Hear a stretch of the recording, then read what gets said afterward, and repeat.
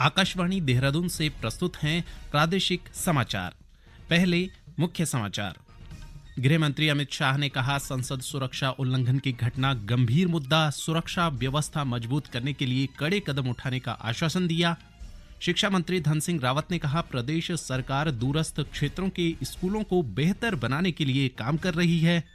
राज्य सरकार ने नैनीताल के कैंची धाम बाईपास मोटर मार्ग सुधारीकरण के लिए 11 करोड़ 50 लाख से अधिक की धनराशि जारी की। और विकसित भारत संकल्प यात्रा में एक महीने में 2 करोड़ से अधिक लोग शामिल हुए।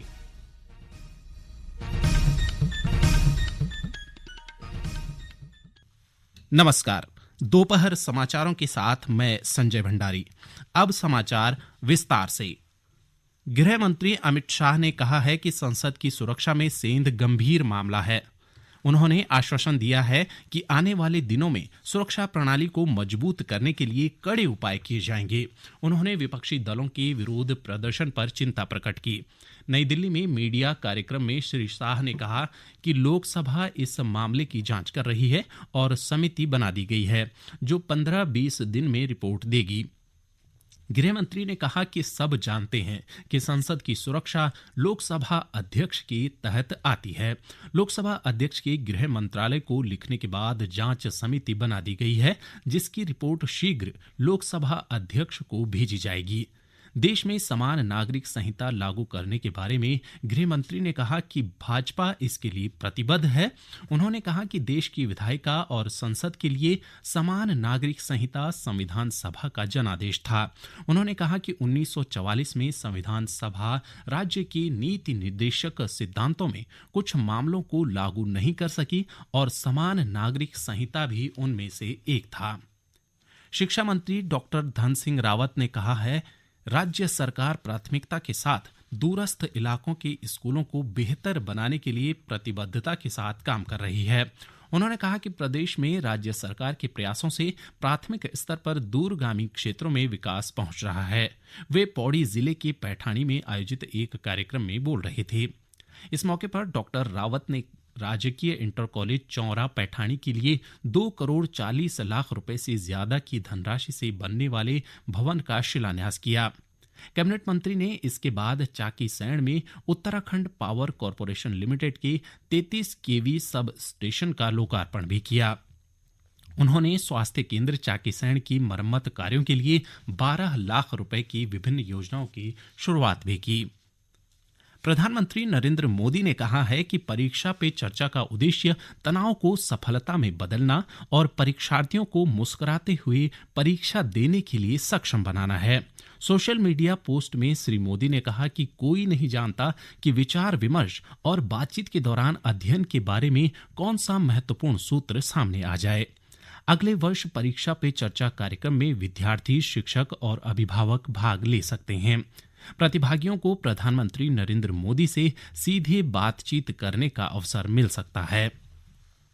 प्रधानमंत्री नरेंद्र मोदी ने आज सरदार पटेल की पुण्यतिथि पर उन्हें श्रद्धांजलि अर्पित की। प्रधानमंत्री ने सोशल मीडिया पोस्ट में कहा कि सरदार पटेल के दूरदर्शी नेतृत्व और देश की एकता के प्रति अटूट प्रतिबद्धता ने आधुनिक भारत की नींव रखी।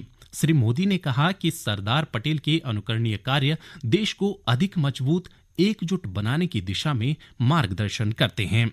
उन्होंने यह भी कहा कि लोग सरदार पटेल के जीवन से प्रेरणा और समृद्ध भारत के उनके स्वप्न को साकार करने की दिशा में कार्य करते रहेंगे। मुख्यमंत्री पुष्कर सिंह धामी ने लौह पुरुष सरदार वल्लभ भाई पटेल की पुण्यतिथि पर श्रद्धांजलि अर्पित की।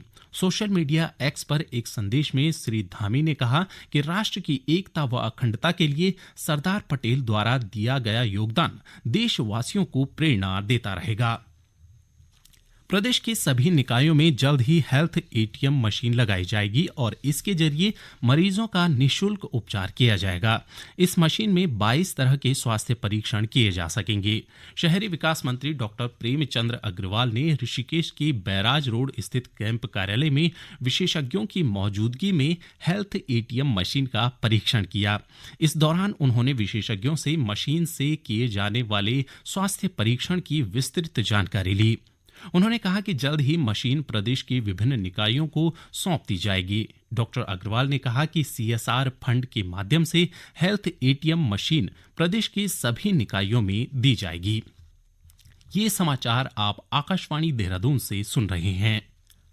राज्य सरकार ने नैनीताल जिले में कैंची धाम के बाईपास के रूप में भवाली सेनेटोरियम से सिरोड़ी मोटर मार्ग के चौड़ीकरण, डामरीकरण व सुधारीकरण के लिए 11 करोड़ 50 लाख से ज्यादा की धनराशि जारी कर दी है।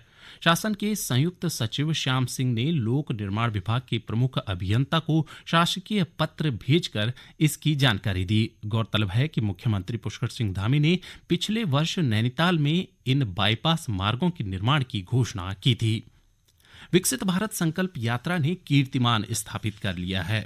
यात्रा में 1 महीने के समय में शामिल हुए लोगों की संख्या 2 करोड़ से अधिक हो गई है। सूचना और प्रसारण मंत्रालय ने कहा है कि इस यात्रा ने पहले 22 दिनों में 1 करोड़ का आंकड़ा छुआ है।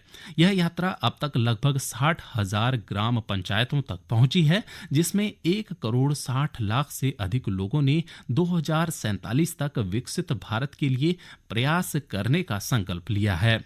यात्रा की मेरी कहानी मेरी जुबानी पहल में 1 करोड़ 30 लाख से अधिक लोगों ने भागीदारी की है। यात्रा के तहत पूरे देश में स्वास्थ्य शिविर आयोजित किए जा रहे हैं और अब तक 42 लाख से अधिक लोगों की जांच की जा चुकी है। प्रदेश के शहरी और ग्रामीण क्षेत्रों में विकसित भारत संकल्प यात्रा जारी है और इसके प्रति लोगों में उत्साह देखते ही बनता है। विकसित भारत का संकल्प रथ रुद्रपुर विकासखंड के किरतपुर गांव में पहुंचा। इस अवसर पर विभिन्न सरकारी विभागों के स्टॉल्स लगाकर लोगों को सरकार की जन कल्याणकारी योजनाओं की जानकारी दी गई।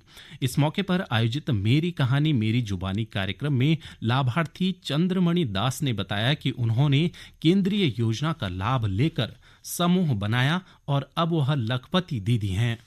मैं चंद्रमणि दास, मैं एक साधारण गृहिणी थी।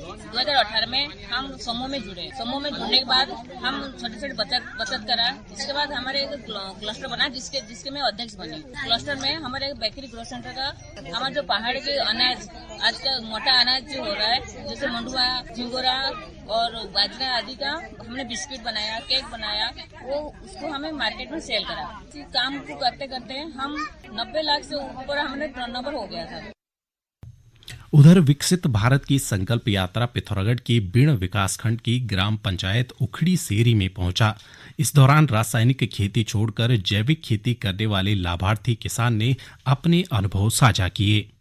जगजीवन सिंह उखड़ी सेरी का रहने वाला हूँ। मैं पहले रासायनिक खेती का प्रयोग करता था। कृषि विभाग के द्वारा मुझे जब से निर्देशित किया गया तो मैं तब से जैविक खेती का प्रयोग करता हूँ। उसका एक तो मेरी खेती और साग सब्जी बागवानी अच्छी होती है और दूसरा इसका जो प्रभाव है मेरे जीवन में भी अच्छा पड़ रहा है। मैं इसलिए कृषि विभाग का बहुत आभारी हूँ। राष्ट्रीय चित्रकला प्रतियोगिता में राष्ट्रपति से पुरस्कृत हरिद्वार के आवासीय विद्यालय आचार्य कुलम की 2 छात्राएं शैक्षिक भ्रमण पर इसरो जाएंगी। चित्रकला प्रतियोगिता में आचार्य कुलम की आरुषि सिंह को प्रथम और शताक्षी को सांत्वना पुरस्कार प्राप्त हुआ है। ऊर्जा मंत्रालय केंद्र सरकार की ओर से आयोजित राष्ट्रीय चित्रकला प्रतियोगिता नई दिल्ली में हुई। इसके लिए विद्यालय स्तर पर 70 लाख विद्यार्थियों में से 225 विद्यार्थियों का चयन राष्ट्रीय प्रतियोगिता के लिए किया गया था।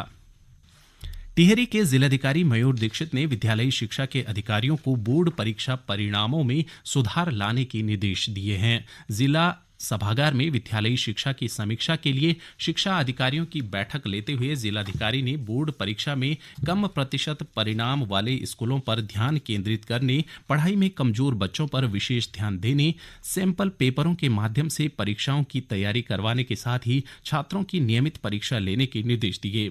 उन्होंने बताया कि शिक्षा की गुणवत्ता को निखारने के लिए जिले के हर विकास खंड में एक लाइब्रेरी भी बनाई जा रही है। अंत में मुख्य समाचार एक बार फिर।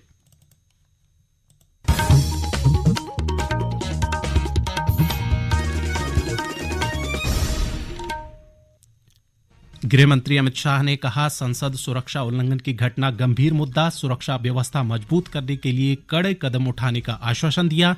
शिक्षा मंत्री धन सिंह रावत ने कहा, प्रदेश सरकार दूरस्थ क्षेत्रों के स्कूलों को बेहतर बनाने के लिए काम कर रही है। राज्य सरकार ने नैनीताल के कैंचीधाम बाईपास मोटर मार्ग सुधारीकरण के लिए 11 करोड़ 50 लाख से अधिक की धनराशि जारी की और विकसित भारत संकल्प यात्रा में एक महीने में 2 करोड़ से अधिक लोग शामिल हुए। इसके साथ ही प्रादेशिक समाचार का ये बुलेटिन समाप्त हुआ। नमस्कार।